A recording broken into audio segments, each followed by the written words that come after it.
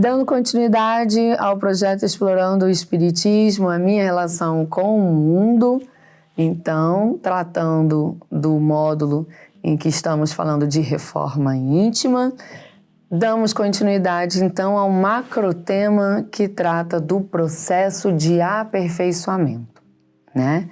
E aí, semana passada, nós falamos sobre a perfeição. E hoje nós vamos falar de humildade. Por que precisamos falar de humildade quando a gente fala da reforma íntima? Porque nós temos um rótulo com relação à humildade muito equivocado em muitas das vezes, porque a gente acha que ser humilde é se colocar abaixo do outro ou abaixo do que somos. Quando, na verdade, a humildade é uma característica comportamental de não nos colocarmos acima, entende? Não tem a ver com nos colocarmos abaixo, tem a ver com não nos colocarmos acima do outro, nem acima de quem verdadeiramente somos. Por isso eu preciso trabalhar o autoconhecimento.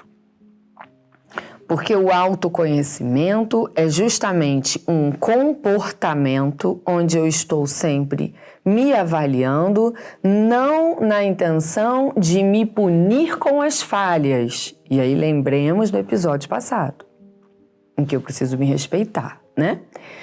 Mas sim com a intenção de identificar minhas maturidades e minhas imaturidades. O que eu já tenho fortalecido em mim e o que eu não tenho fortalecido em mim.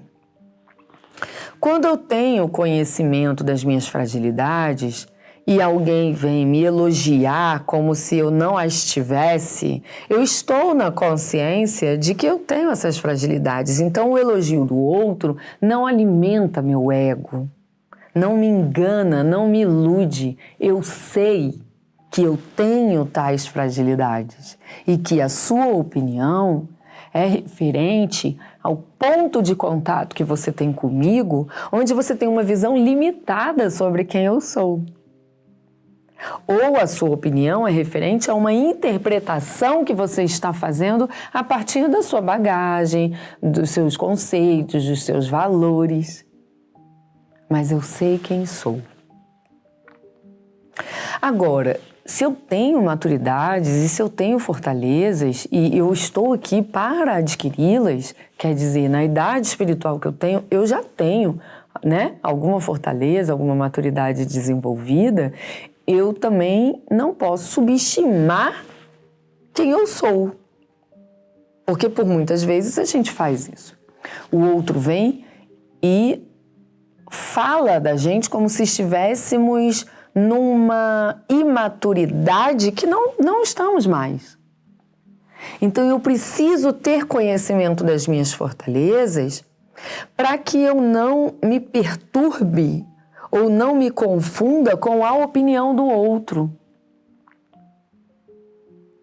Então o outro pode me rebaixar no conceito dele, mas eu me conhecendo, sei que essa opinião dele, de novo, reflete a maneira como ele interpreta, como ele pensa, de acordo com a bagagem dele, com os conceitos dele, né?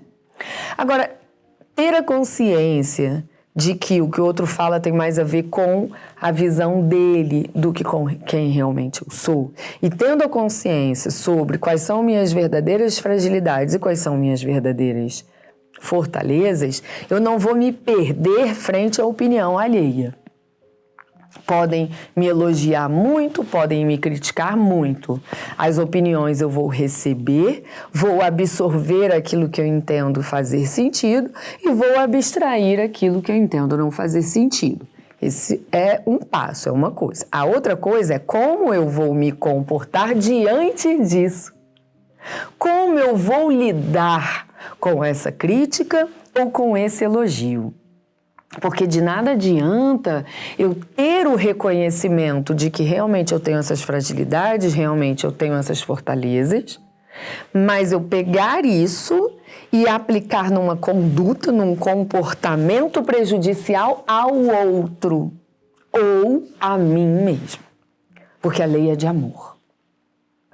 Então, seja lá o que eu vou fazer, eu preciso procurar ter uma atitude que tenha respeito por mim e pelos outros.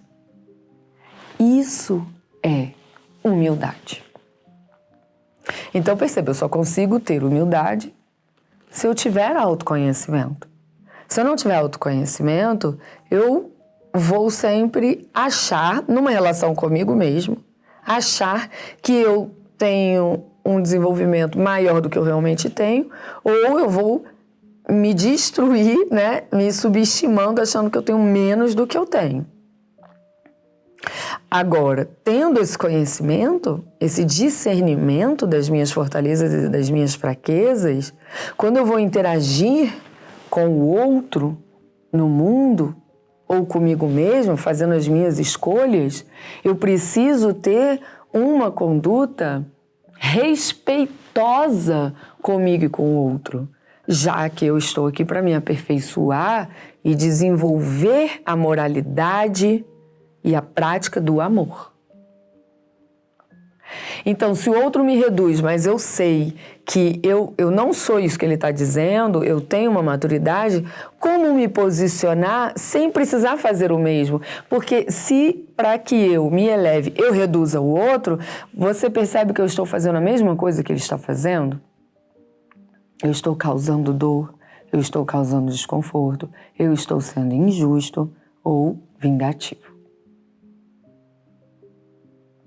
Então, em busca de me defender, eu acabo adquirindo um compromisso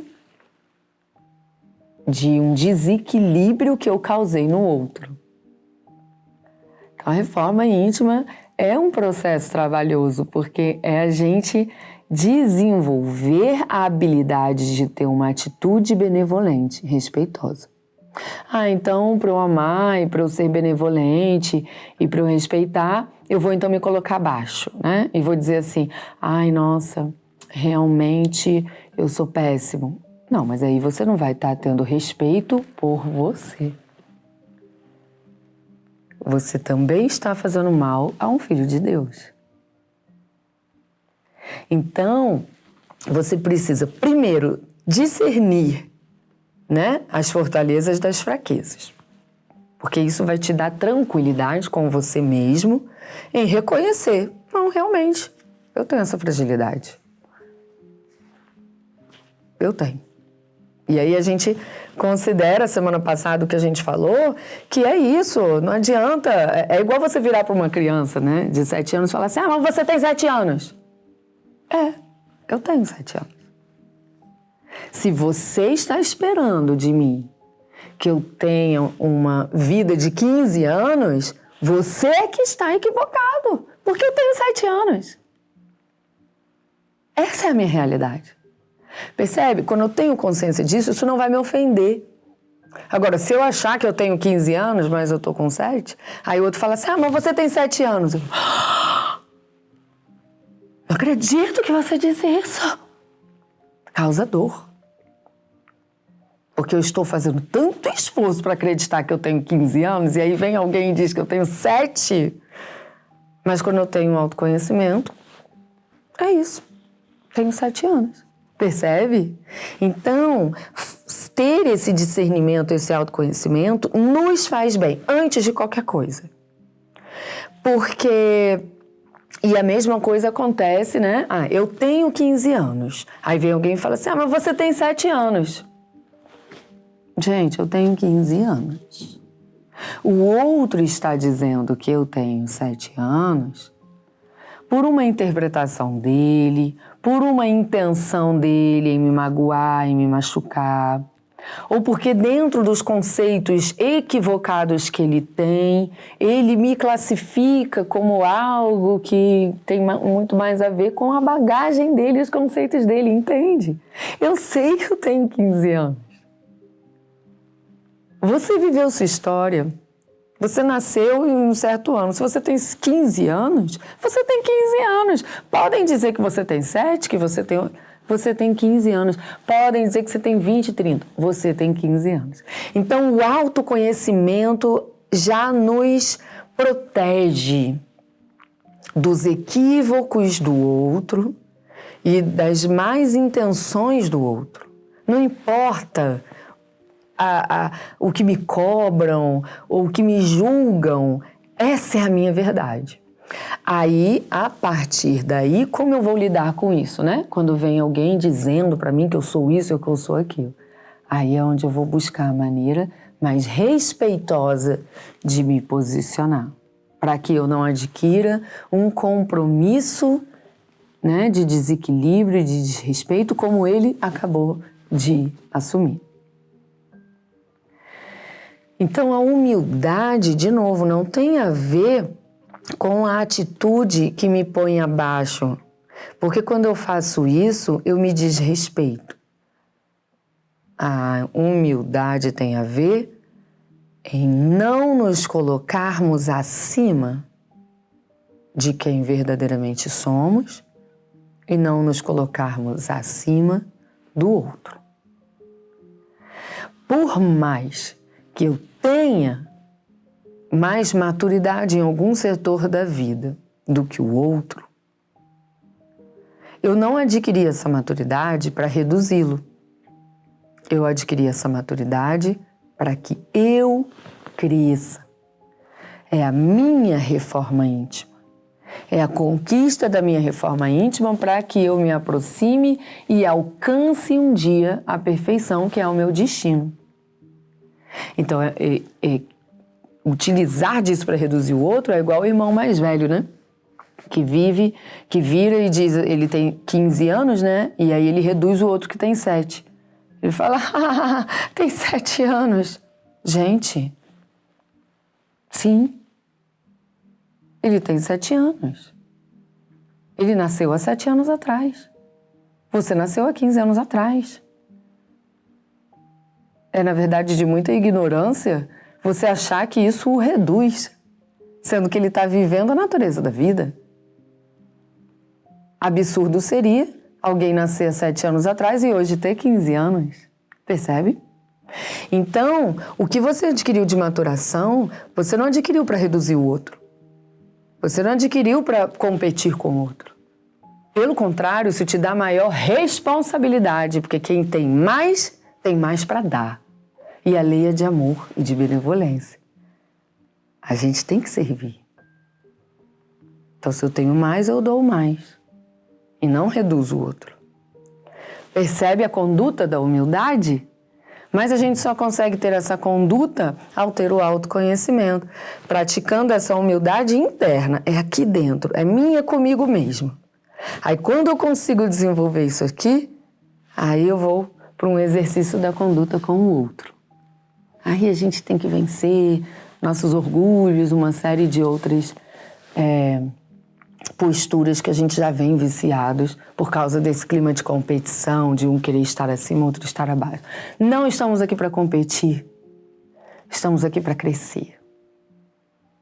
Eu vim para crescer o que eu estou pronto. Você veio para desenvolver o que você está pronto para desenvolver. Essa é a lei natural da vida. Semana que vem nós vamos falar de martírio. É um tema muito importante, porque a gente passa por muitos processos de autopunição, conscientes ou inconscientes, por nos cobrarmos uma maturidade que ainda não estamos prontos para ter. E às vezes a gente já está pronto para ter, repete equívocos, repete erros e não consegue lidar com o sentimento de arrependimento e fica se martirizando. Então, semana que vem a gente continua o estudo sobre o processo de aperfeiçoamento, falando então de martírio. Até lá!